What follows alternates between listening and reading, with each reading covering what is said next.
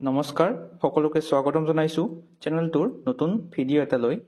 এই ভিডিঅ'টোত আমি সাম্প্ৰতিক ঘটনা প্ৰবাহ 2025 অৰ্থাৎ জানুৱাৰী মাহখনত হৈ যোৱা কাৰেণ্ট এফেয়াৰ্ছখিনি ডিছকাছ কৰিম। ভিডিঅ'টোত যিখিনি প্ৰশ্ন ডিছকাছ কৰা হৈছে গোটেইখিনি ইম্পৰ্টেণ্ট টপিক কালেক্ট কৰি বনোৱা হৈছে, গতিকে ভিডিঅ'টো আপোনালোকৰ বাবে বহু কামত দিব। আপোনালোকে ভিডিঅ'টো ভালদৰে চাব আৰু শ্বেয়াৰ কৰিব, আৰু প্লিজ এটলিষ্ট এটা লাইক কৰি দিব। পলম নকৰি বলক আজিৰ ভিডিঅ'টো আমি আৰম্ভ কৰোঁ। প্ৰথম প্ৰশ্নটো হৈছে, how many Padma awards were given in 2025? 2025 চনত কিমানটা পদ্ম বঁটা দিয়া হৈছিল? শুদ্ধ উত্তৰটো হয় অপশ্যন ডি 139, মানে 139টা পদ্ম বঁটা 2025 চনত দিয়া হৈছিল।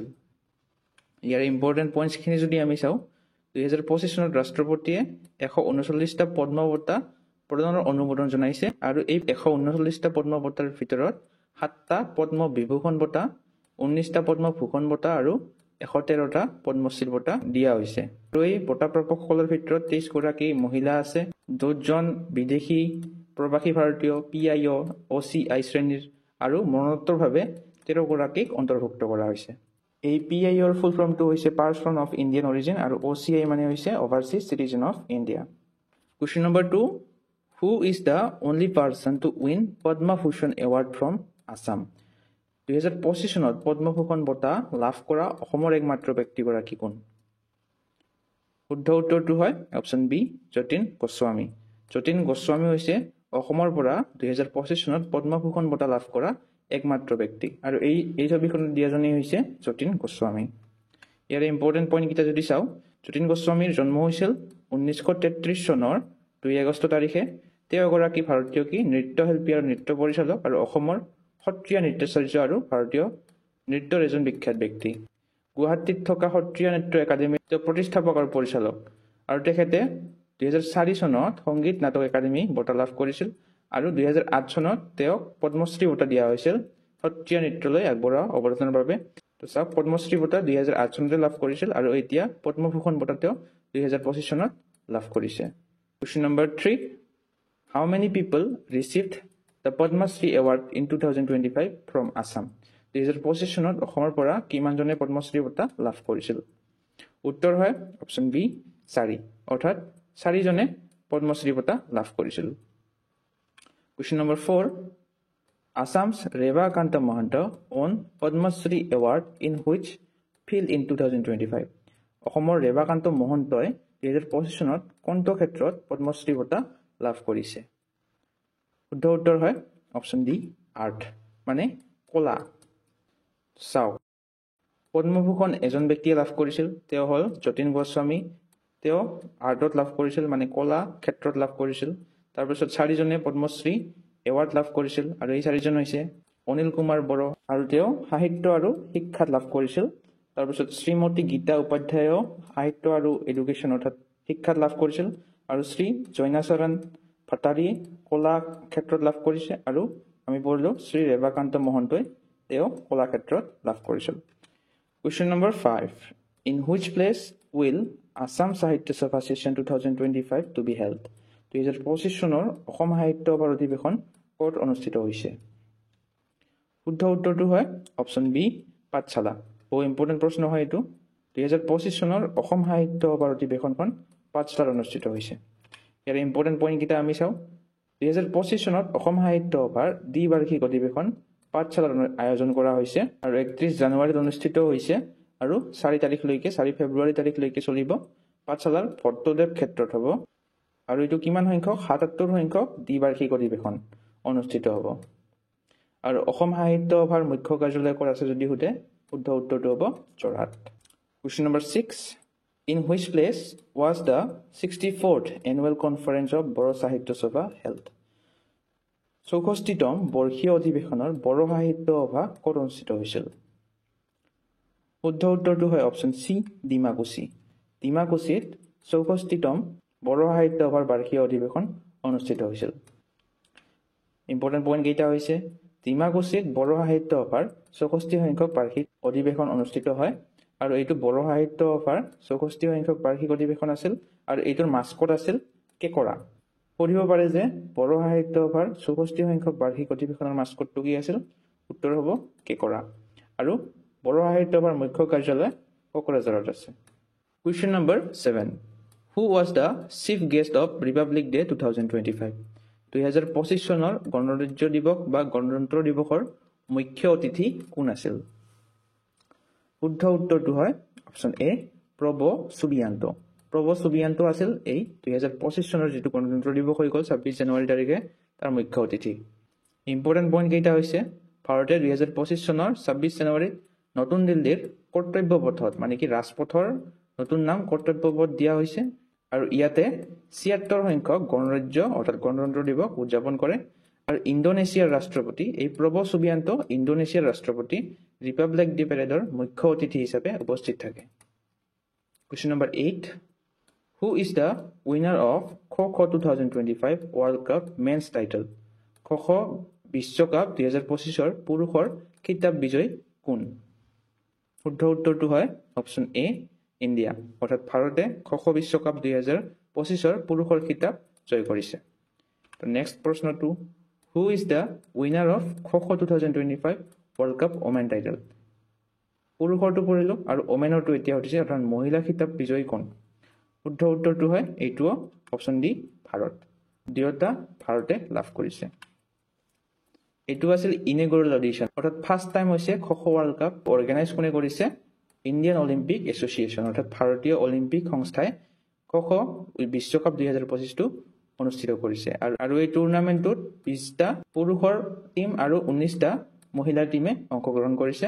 আৰু পুৰুষ আৰু মহিলাৰ দুয়োটা খো-খো দলে নেপালক হৰুৱাই চেম্পিয়নছৰ খিতাপ জয়লাভ কৰিছে। Question number 10। Which city organise the Mahakumbh Mela 2025? বহুত ইম্পৰ্টেণ্ট প্ৰশ্ন হয় এইটো। কোনখন চহৰত কুম্ভ মেলা 2025 আয়োজন কৰা হৈছিল? অপশ্যন কেইটাৰ ভিতৰত শুদ্ধ উত্তৰটো হয় অপশ্যন বি প্ৰয়াগৰাজ। প্ৰয়াগৰাজত মহাকুম্ভ 2025 আয়োজন কৰা হৈছিল। ইম্পৰ্টেণ্ট পইণ্টছ কেইটা হৈছে Mahakumbh Mela 2025 was held in Prayagraj মানে উত্তৰ প্ৰদেশৰ প্ৰয়াগৰাজত অনুষ্ঠিত হৈছে। আৰু এই মেলাখন 13 জানুৱাৰীৰ পৰা 26 ফেব্ৰুৱাৰীলৈকে 2025 চনৰ চলি থাকিব। আৰু এই মহাকুম্ভ মেলা 2025টোক প্ৰয়াগ কুম্ভ মেলা বুলিও কোৱা হয়। তাৰপিছত এই কুম্ভ মেলা সাধাৰণতে হৰিদ্বাৰ, উজ্জয়িন, নাছিক আৰু প্ৰয়াগৰাজত এই 4খন ঠাইত অনুষ্ঠিত হয়। আৰু কুম্ভ মেলাৰ 4টা ভাগো আছে। আৰু সেই 4টাৰ প্ৰথমটো হৈছে কুম্ভ মেলা যিটো 12 বছৰৰ মূৰে মূৰে এই 4খন প্লেচত হয়। আৰু এটা হৈছে অৰ্ধ কুম্ভ মেলা যিটো 6 বছৰৰ মূৰে মূৰে কেৱল হৰিদ্বাৰ আৰু প্ৰয়াগৰাজত অনুষ্ঠিত হয়। 3 নম্বৰটো হৈছে মহাকুম্ভ মেলা যিটো 144 বছৰৰ পিছে প্ৰয়াগৰাজত অনুষ্ঠিত হয়। বহু বছৰৰ পিছত এতিয়া 2025 চনত 144 বছৰ পিছত আকৌ অনুষ্ঠিত হৈছে এইটো মহাকুম্ভ মেলাটো। তাৰপিছত আৰু লাষ্টটো হৈছে মাঘ কুম্ভ যিটো এনুৱেল অৰ্থাৎ বছৰি অনুষ্ঠিত হয় জানুৱাৰী আৰু ফেব্ৰুৱাৰী মাহত প্ৰয়াগৰাজতে অনুষ্ঠিত হয়। তো গোটেইকেইটা পইণ্ট আপোনালোকে মনত ৰাখিব। Question number 11। Which ministry declare 2025 as the years of reforms? কোনটো মন্ত্ৰালয়ে 2025 চনটোক সংস্কাৰৰ বছৰ হিচাপে ঘোষণা কৰিছে? অপশ্যন কেইটাৰ ভিতৰত শুদ্ধ উত্তৰটো হয় option A ministry of defence মানে প্ৰতিৰক্ষা মন্ত্ৰালয়ে 2025 চনটোক সংস্কাৰৰ বছৰ হিচাপে ঘোষণা কৰিছে। Question number 12। Which team on the Santosh trophy 2024-25? 2024 পৰা 25 চনত সন্তোষ ট্ৰফিৰ কোনটো দলে লাভ কৰিছে? শুদ্ধ উত্তৰটো হয় অপশ্যন বি ৱেষ্ট বেংগল। পশ্চিম বংগই সন্তোষ ট্ৰফি 2024-25 লাভ কৰিছে। আৰু এই 2024-25 সন্তোষ ট্ৰফিটো 78 সংখ্যক সন্তোষ ট্ৰফি আছিল। আৰু চেম্পিয়নছ হৈছে ৱেষ্ট বেংগল আৰু ৰানাৰ্ছ আপ কোন আছিল? কেৰালা। আমাক যদি সোধে সন্তোষ ট্ৰফি কি খেলৰ সৈতে জড়িত উত্তৰটো হ'ব ফুটবল। তো নেক্সট প্ৰশ্নটো চাম। Which airline became the first in India to offer in-flight Wi-Fi connectivity on domestic flights? ভাৰতৰ ভিতৰত কোনখন বিমান সংস্থাই ঘৰুৱা বিমানত ইন-ফ্লাইট ৱাইফাই সংযোগ প্ৰদান কৰিছে? শুদ্ধ উত্তৰটো হয় অপশ্যন বি এয়াৰ ইণ্ডিয়া। অৰ্থাৎ এয়াৰ ইণ্ডিয়া হ'ল প্ৰথমখন বিমান সংস্থা যিয়ে ঘৰুৱা বিমানত ইন-ফ্লাইট ৱাইফাই ব্যৱস্থা কৰিছে। Question number 14। Which city will host the Commonwealth Games 2026? 2026 চনত কোনখন চহৰত কমনৱেলথ গেমছ অনুষ্ঠিত হ'ব? শুদ্ধ উত্তৰটো হ'ব অপশ্যন এ গ্লাছগো। গ্লাছগো চহৰখনত 2026 চনৰ কমনৱেলথ গেমছ অনুষ্ঠিত হ'ব। স্কটলেণ্ডৰ গ্লাছগোত অনুষ্ঠিত হ'ব 2026 চনৰ কমনৱেলথ গেমছ। আৰু যিখন লাষ্ট কমনৱেলথ গেম 2022 চনত অনুষ্ঠিত হৈছিল সেইখন ক'ত অনুষ্ঠিত হৈছিল? ইংলেণ্ডৰ বাৰ্মিংহামত অনুষ্ঠিত হৈছিল। Question number 15, who has been sworn as the 23rd governor of Kerala? কেৰালাৰ 23 সংখ্যক ৰাজ্যপাল হিচাপে কোনে শপত লৈছে 2025 চনত? শুদ্ধ উত্তৰটো হয় অপশ্যন এ ৰাজেন্দ্ৰ বিশ্বনাথ আৰ্লেকাৰ। কেৰালাৰ 23 সংখ্যক ৰাজ্যপাল হৈছে তেওঁ Rajendra Biswanath Arlekar. Question number 16. On which day is World Braille Day observed? কোন দিনা বিশ্ব ব্ৰেইল দিৱস পালন কৰা হয়? শুদ্ধ উত্তৰটো হয় option C 4th of January। Biswa Braille দিৱস 4 জানুৱাৰী তাৰিখে পালন কৰা হয়। Question number 17. Dashed Foundation Day of DRDO was celebrated on 1st January। মানে 1 জানুৱাৰী তাৰিখে DRDOৰ কিমান সংখ্যক প্ৰতিষ্ঠা দিৱস উদযাপন কৰা হৈছে? শুদ্ধ উত্তৰটো হয় অপশ্যন বি 67। মানে 67 সংখ্যক প্ৰতিষ্ঠা দিৱস DRDOৰ 1 জানুৱাৰী তাৰিখে পালন কৰা হৈছে। Question number 18. Where is Mount Ibu located? Where which recently erupted? মানে শেহতীয়াকৈ বিস্ফোৰণ যিটো ঘটিছে মাউণ্ট ইবু এইটো ক'ত অৱস্থিত? শুদ্ধ উত্তৰটো হয় অপশ্যন বি ইণ্ডোনেছিয়া। অৰ্থাৎ এই মাউণ্ট ইবু ইণ্ডোনেছিয়াত অৱস্থিত।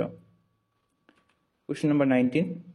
What is the name of the world first 30 megawatt pure hydrogen gas turbine successfully tested by China? চীনে সফলতাৰে পৰীক্ষা কৰা বিশ্বৰ প্ৰথমটো 30 মেগাৱাটৰ বিশুদ্ধ হাইড্ৰজেন গেছ টাৰ্বাইনটোৰ নাম কি? ইয়াৰে শুদ্ধ উত্তৰটো হয় option C Jupiter 1। Question number 20. Who is the new CEO of UIDAI? UIDAI ৰ নতুন CEO কোন? শুদ্ধ উত্তৰটো হয় অপশ্যন চি ভুৱনেশ কুমাৰ। ভুৱনেশ কুমাৰ হৈছে UIDAI ৰ নতুন CEO। আৰু UIDAI ৰ ফুল ফৰ্মটো হৈছে unique identification authority of India. Question number 21. What is the theme of Republic Day celebration 2025? 2025 চনৰ গণৰাজ্য দিৱস উদযাপনৰ বিষয়বস্তুটো কি আছিল? শুদ্ধ উত্তৰটো হয় অপশ্যন ডি স্বৰ্ণিম ভাৰত বিৰাসত আৰু বিকাশ। মানে 2025 চনৰ যি গণতন্ত্ৰ দিৱস উদযাপন কৰিলোঁ আমি তাৰ থিমটো আছিল স্বৰ্ণিম ভাৰত বিৰাসত আৰু বিকাশ। ইয়াক ইংৰাজীত ক'বলৈ হ'লে golden India heritage and development হ'ব। Question number 22. Which city will host Aero India 2025? কোনখন চহৰে আয়োজন কৰিব এৰো ইণ্ডিয়া 2025? শুদ্ধ উত্তৰটো হয় অপশ্যন এ বেংগালুৰু। অৰ্থাৎ এৰো ইণ্ডিয়া 2025 বেংগালুৰুত অনুষ্ঠিত হ'ব। আৰু এই এৰো ইণ্ডিয়া 2025টো 10 ফেব্ৰুৱাৰীৰ পৰা 14 ফেব্ৰুৱাৰীলৈ অনুষ্ঠিত হ'ব বেংগালুৰুৰ য়েলেহাংকা বায়ুসেনা ষ্টেচনত। Question number 23. Where is the India's first organic fisheries cluster to be developed? ভাৰতৰ প্ৰথমটো জৈৱিক মীন ক্লাষ্টাৰ ক'ত গঢ়ি তোলা হৈছে? শুদ্ধ উত্তৰটো হয় অপশ্যন ডি ছিকিম। ছিকিমত ভাৰতৰ প্ৰথমটো জৈৱিক মীন ক্লাষ্টাৰ গঢ়ি তোলা হৈছে। Question number 24. The Sonamarg tunnel was recently inaugurated in which state it is located? Sonamarg সুৰংগ শেহতীয়াকৈ উদ্বোধন কৰা হৈছে আৰু এই সুৰংগটো কোনখন ৰাজ্যত অৱস্থিত? শুদ্ধ উত্তৰটো হয় option B Jammu and Kashmir. Jammu কাশ্মীৰত সোনামাৰ্গ সুৰংগটো উদ্বোধন কৰা হৈছে। সুৰংগটোৰ দৈৰ্ঘ্য হৈছে 6.5 কিলোমিটাৰ বা 4 মাইল আৰু এই সুৰংগটোৱে জম্মু কাশ্মীৰৰ গণ্ডাৰবল জিলাৰ গগনগিৰ আৰু সোনামাৰ্গক সংযোগ কৰে। Question number 25. Who has been sworn in as the 42nd governor of Bihar? বিহাৰৰ 42 সংখ্যক ৰাজ্যপাল হিচাপে কোনে শপত গ্ৰহণ কৰিছে? শুদ্ধ উত্তৰটো হয় অপশ্যন এ আৰিফ মহম্মদ খান। আৰিফ মহম্মদ খানে বিহাৰৰ 42 সংখ্যক ৰাজ্যপাল হিচাপে শপত গ্ৰহণ কৰিছে। Question number 26. Recently, Kagiyat Dance Festival was celebrated in which state it was celebrated শেহতীয়াকৈ কাগিয়াত নৃত্য উৎসৱ পালন কৰা হৈছিল আৰু এই উৎসৱটো কোনখন ৰাজ্যত পালন কৰা হৈছে শুদ্ধ উত্তৰটো হয় অপশ্যন এ ছিকিম ছিকিমত কাগিয়াত ডেন্স ফেষ্টিভেলটো চেলিব্ৰেট কৰা হৈছে Question number 27. In which state was the Flamingo Festival 2025 celebrated? কোনখন ৰাজ্যত ফ্লেমিঙ্গো উৎসৱ 2025 উদযাপন কৰা হয় শুদ্ধ উত্তৰটো হয় অপশ্যন সি অন্ধ্ৰ প্ৰদেশ ফ্লেমিঙ্গো উৎসৱ 2025 টো অন্ধ্ৰ প্ৰদেশত অনুষ্ঠিত কৰা হৈছিল Question number 28. In which city was India's first indigenous driverless metro train run? ভাৰতৰ প্ৰথমখন থলুৱাভাৱে নিৰ্মিত চালকবিহীন মেট্ৰ' ৰেল কোনখন চহৰত চলিছে শুদ্ধ উত্তৰটো হয় অপশ্যন বি বেংগালুৰু অৰ্থাৎ ভাৰতৰ প্ৰথমখন থলুৱা নিৰ্মিত চালকবিহীন মেট্ৰ' বেংগালুৰুত চলোৱা হৈছে আৰু এই মেট্ৰ' ৰেলখন ভাৰতৰ কেন্দ্ৰীয় প্ৰতিৰক্ষা মন্ত্ৰী ৰাজনাথ সিঙে উন্মোচন কৰে Question number 29.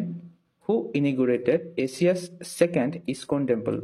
এছিয়াৰ দ্বিতীয়টো ইস্কন মন্দিৰ কোনে উদ্বোধন কৰিছে শুদ্ধ উত্তৰটো হয় অপশ্যন এ নৰেন্দ্ৰ মোদীয়ে এছিয়াৰ দ্বিতীয়টো ইস্কন মন্দিৰ উদ্বোধন কৰিছে ইয়াৰ ইম্পৰ্টেণ্ট পইণ্ট কেইটা যদি চাওঁ নৰেন্দ্ৰ মোদীয়ে উদ্বোধন কৰিছিল আৰু এই মন্দিৰটোৰ নাম হৈছে শ্ৰী শ্ৰী ৰাধা মদন মোহনজী টেম্পল আৰু ক'ত অৱস্থিত নবী মুম্বাইত অৱস্থিত জানুৱাৰী 15 জানুৱাৰী তাৰিখে এইটো উদ্বোধন কৰা হৈছে আৰু এই মন্দিৰটোক 12 বছৰ ধৰি নিৰ্মাণ কৰা হৈছে আৰু তাৰ ব্যয় হৈছে 170 ক্ৰ'ৰ যিটো এছিয়াৰ ভিতৰতে দ্বিতীয় সৰ্ববৃহৎ ইস্কন টেম্পল এই ইস্কন মানে ইস্কনৰ ফুল ফৰ্মটো হৈছে international society for Krishna consciousness আৰু যদি আমাক এছিয়াৰ প্ৰথমটো ইস্কন টেম্পল বুলি সোধে তেনেহ'লে হ'ব শ্ৰীকৃষ্ণ বলৰাম টেম্পল যিটো বৃন্দাবনত আছে আৰু এইটো 1975 চনত নিৰ্মাণ কৰা হৈছিল Question number 30.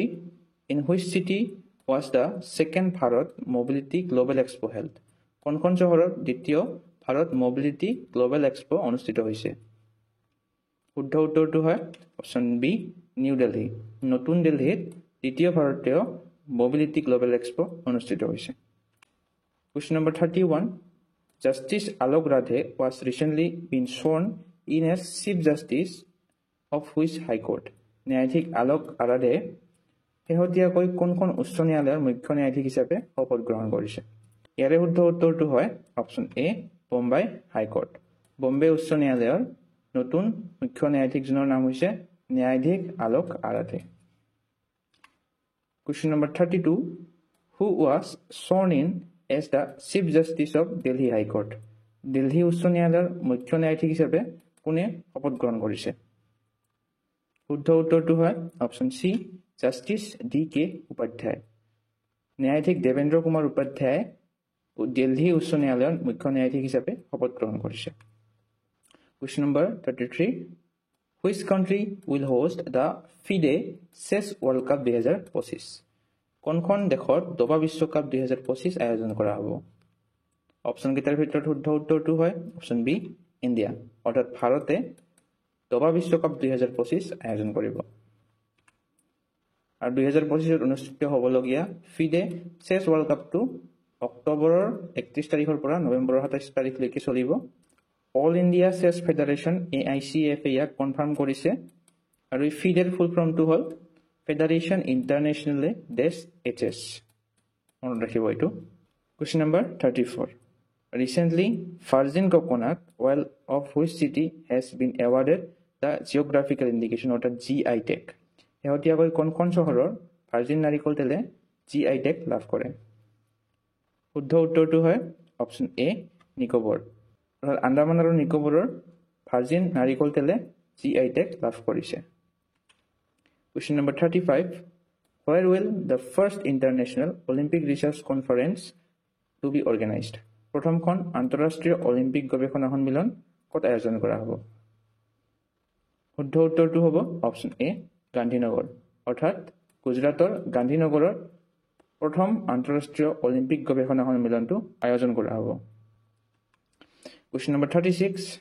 Which country will host the FIFA World Cup 2024?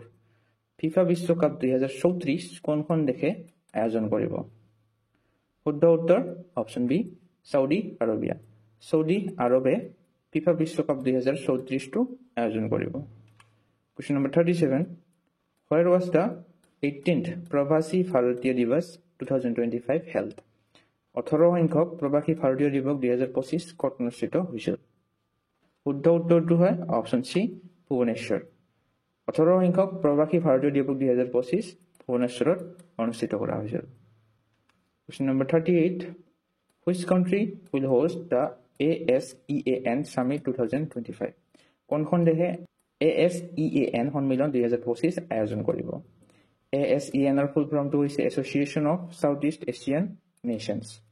আৰু প্ৰশ্নটোৰ শুদ্ধ উত্তৰটো হ'ব অপশ্যন বি মালয়েছিয়া। মালয়েছিয়াই ASEAN Summit 2025 অনুষ্ঠিত কৰিব। Question number 39. Which state has been chosen to host 38 national games? 38 সংখ্যক ৰাষ্ট্ৰীয় গেমছ আয়োজন কৰিবলৈ কোনখন ৰাজ্য বাছনি কৰা হৈছে? অপশ্যন কেইটাৰ ভিতৰত শুদ্ধ উত্তৰটো হয় অপশ্যন এ উত্তৰাখণ্ড। অৰ্থাৎ এই 38 সংখ্যক ৰাষ্ট্ৰীয় গেমছ উত্তৰাখণ্ডত আয়োজন হ'ব। Question number 40. India's first glass bridge was inaugurated in which city? ভাৰতৰ কোনখন চহৰত প্ৰথমখন কাঁচৰ দলং উদ্বোধন কৰা হৈছে? শুদ্ধ উত্তৰটো হয় অপশ্যন এ কন্যাকুমাৰী। ভাৰতৰ প্ৰথম কাঁচৰ দলংখন কন্যাকুমাৰীত উদ্বোধন কৰা হৈছে। Question number 41. Which state was the Ganges River dolphin tagged for first time as the part of wildlife conservation? কোনখন ৰাজ্যত গংগা নদীৰ ডলফিনক বন্যপ্ৰাণী সংৰক্ষণৰ অংশ হিচাপে প্ৰথমবাৰৰ বাবে টেগ কৰা হৈছে? ইয়াৰে উত্তৰটো হয় অপশ্যন বি আসাম। অসমৰ গংগা নদীৰ ডলফিনক বন্যপ্ৰাণী সংৰক্ষণৰ অংশ হিচাপে প্ৰথমবাৰৰ বাবে টেগ কৰা হৈছে। Question number 42. In which state was the India's first national highway built with biobitumin? কোনখন ৰাজ্যত ভাৰতৰ প্ৰথম বায়'বিটুমিনেৰে নিৰ্মিত ৰাষ্ট্ৰীয় ঘাইপথ নিৰ্মাণ কৰা হৈছে? শুদ্ধ উত্তৰটো হয় অপশ্যন বি কেৰালা। কেৰালাত ভাৰতৰ প্ৰথম বায়'বিটুমিনেৰে নিৰ্মিত ৰাষ্ট্ৰীয় ঘাইপথ নিৰ্মাণ কৰা হৈছে। In which state did India's first state-wise skill census commence? ভাৰতৰ প্ৰথম ৰাজ্যব্যাপী দক্ষতা লোকপিয়ল কোনখন ৰাজ্যত আৰম্ভ কৰা হৈছিল? শুদ্ধ উত্তৰটো হয় অপশ্যন এ অন্ধ্ৰপ্ৰদেশ। অৰ্থাৎ অন্ধ্ৰপ্ৰদেশত ভাৰতৰ প্ৰথমটো স্কিল চেঞ্চাছ আৰম্ভ হৈছে। Question number 44. What is India's rank in the Global Firepower Index 2025? Global firepower index 2025ত ভাৰতৰ স্থান কিমান? শুদ্ধ উত্তৰ হয় অপশ্যন বি ফৰ্থ। অৰ্থাৎ গ্লোবেল ফায়াৰ পাৱাৰ ইণ্ডেক্স 2025ত ভাৰতৰ স্থান হৈছে চতুৰ্থ। Question number 45. Recently, NHAI introduced Advanced Route Patrolling Vehicles (RPVs) to improve highway safety. What is the name of the vehicle? শেহতীয়াকৈ NHAI মানে কি নেশ্যনেল হাইৱে অথৰিটি অফ ইণ্ডিয়াই ঘাইপথৰ সুৰক্ষা উন্নত কৰাৰ বাবে উন্নত ৰুট পেট্ৰলিং ভেহিকেল RPV প্ৰৱৰ্তন কৰিছে। এই বাহনখনৰ নাম কি বুলি আমাক সুধিছে? শুদ্ধ উত্তৰটো হয় অপশ্যন এ ৰাজমাৰ্গ 60। বহুত ইম্পৰ্টেণ্ট প্ৰশ্ন হয়। NHAI এ প্ৰৱৰ্তন কৰা ৰুট পেট্ৰলিং ভেহিকেলখনৰ নাম হৈছে ৰাজমাৰ্গ 60। Question number 46. Indian Army Day 2025 is celebrated on which day? ভাৰতীয় সেনা দিৱস 2025 কোন দিনা পালন কৰা হয়? শুদ্ধ উত্তৰ অপশ্যন বি 15 জানুৱাৰী। 15 জানুৱাৰী তাৰিখে ভাৰতীয় সেনা দিৱস অৰ্থাৎ ইণ্ডিয়ান আৰ্মি ডে পালন কৰা হয়। Question number 47. Which team won inaugural Women's Hockey India League in 2025? 2025 চনত উদ্বোধনী মহিলা হকী ইণ্ডিয়া লীগত কোনটো দলে জয়লাভ কৰে? শুদ্ধ উত্তৰটো হয় অপশ্যন চি ওড়িশা ৱাৰিয়ৰ্ছ। ওড়িশা ৱাৰিয়ৰ্ছে মহিলা হকী ইণ্ডিয়া লীগৰ 2025 চনত জয়লাভ কৰিছে। Question number 48. India's first constitution museum was inaugurated in which state? ভাৰতৰ প্ৰথমটো সংবিধান সংগ্ৰহালয় কোনখন ৰাজ্যত উদ্বোধন কৰা হৈছে? শুদ্ধ উত্তৰটো হয় অপশ্যন এ হাৰিয়ানা। হাৰিয়ানাত ভাৰতৰ প্ৰথমটো সংবিধান সংগ্ৰহালয় উদ্বোধন কৰা হৈছে। Question number 49. Google appointed whom as Google India head? গুগলে কাক গুগল ইণ্ডিয়াৰ মুৰব্বী হিচাপে নিযুক্তি দিছে? শুদ্ধ উত্তৰটো হয় অপশ্যন এ প্ৰীতি লোবানা। প্ৰীতি লোবনাক গুগল ইণ্ডিয়াৰ হেড হিচাপে নিযুক্তি দিছে। Question number 50. Who has been appointed as the new DG of CRPF? CRPF or নতুন DG হিচাপে কাক নিযুক্তি দিয়া হৈছে? শুদ্ধ উত্তৰটো হয় অপশ্যন বি জ্ঞানেন্দ্ৰ প্ৰতাপ সিং। জ্ঞানেন্দ্ৰ প্ৰতাপ সিংক CRPF or নতুন DG হিচাপে নিযুক্তি দিছে। আৰু এই জ্ঞানেন্দ্ৰ প্ৰতাপ সিংহ অসমৰ DGP আছিল আসাম পুলিচৰ। ভিডিঅ'টোৰ শেষত আপোনালোকৰ বাবে এটা প্ৰশ্ন এৰি থোৱা হৈছে। প্ৰশ্নটো হ'ল the kho world cup 2025 was held in India. Who was its brand ambassador? খো বিশ্বকাপ 2025টো ভাৰতত অনুষ্ঠিত হৈছিল আৰু ইয়াৰ ব্ৰেণ্ড এম্বেছাডৰ কোন আছিল? এই অপশ্যন চাৰিটাৰ ভিতৰত কোনটো শুদ্ধ হয় আপোনালোকে কমেণ্ট কৰি জনাব। ভিডিঅ'টোত এইখিনিয়ে প্ৰশ্ন আছিল। আজিৰ ভিডিঅ'টো এইখিনিয়ে। ভিডিঅ'টো যদি চাই ভাল লাগিছে তেনেহ'লে লাইক শ্বেয়াৰ আৰু কমেণ্ট কৰিবলৈ নাপাহৰিব আৰু এছেঞ্চিয়েল ষ্টাডি জ'ন চেনেলটো ছাবস্ক্ৰাইব কৰিবলৈ নাপাহৰিব। ধন্যবাদ।